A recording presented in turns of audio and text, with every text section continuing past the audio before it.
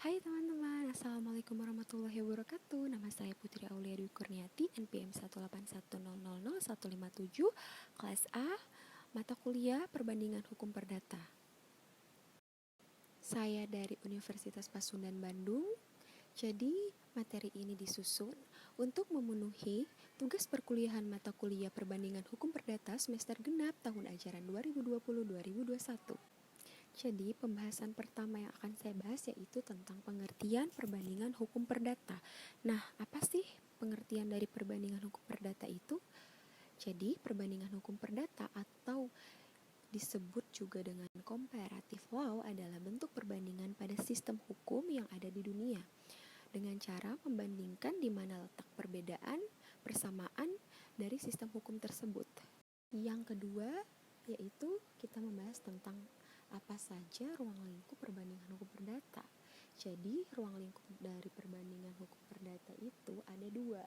Nah, yang pertama yaitu kajian terhadap perbandingan hukum perdata yang berlaku dalam suatu negara.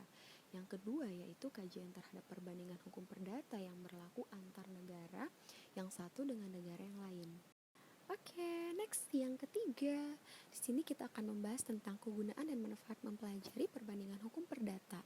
Nah, di sini ada menurut Subekti, yaitu menurut Subekti itu ada 3 fungsi dan juga tujuan mempelajari dan mengetahui perbandingan hukum perdata, yaitu diantaranya adalah yang pertama mengetahui perbedaan-perbedaan sistem hukum, yang kedua mengetahui latar belakang dari sistem hukum itu, yang ketiga, mengetahui sebab-sebab adanya persamaan dan perbedaan pada berbagai sistem hukum tersebut. Oke, next. Selanjutnya kita akan membahas apakah PHP atau perbandingan hukum perdata itu adalah ilmu atau metode. Nah, di sini saya mengambil dari 2 buku, yaitu saya akan menjelaskan apa saja sih perbedaan dari kedua buku itu.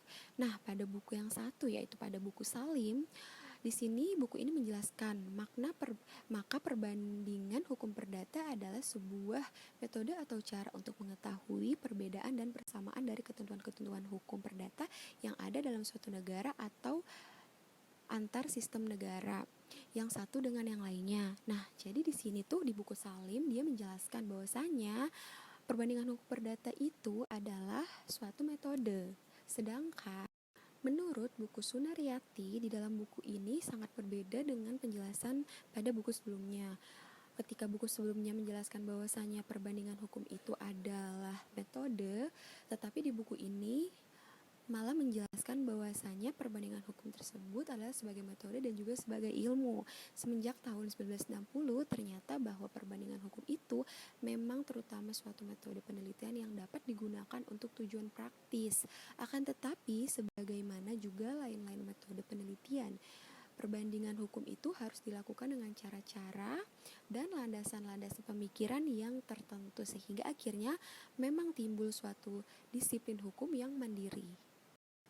Kita sudah ada di pembahasan terakhir, jadi di sini saya tidak akan terlalu spesifik untuk membahas apa itu perbedaan dan persamaan dikarenakan saya telah menampilkan sebuah tabel yang di situ berisi secara lengkap, berisi tentang perbedaan dan persamaan apa saja dalam sistem hukum, yaitu dalam syarat sah suatu kontrak.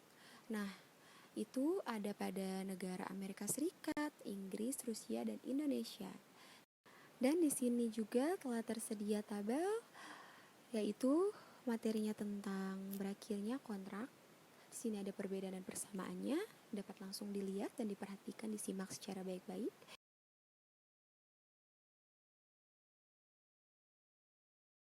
Sekian presentasi dari saya, semoga apa yang saya presentasikan bisa menambah wawasan dan juga pengetahuan teman-teman, dan maaf jika ada salah kata, dan terima kasih telah menyimak dan juga mendengarkan.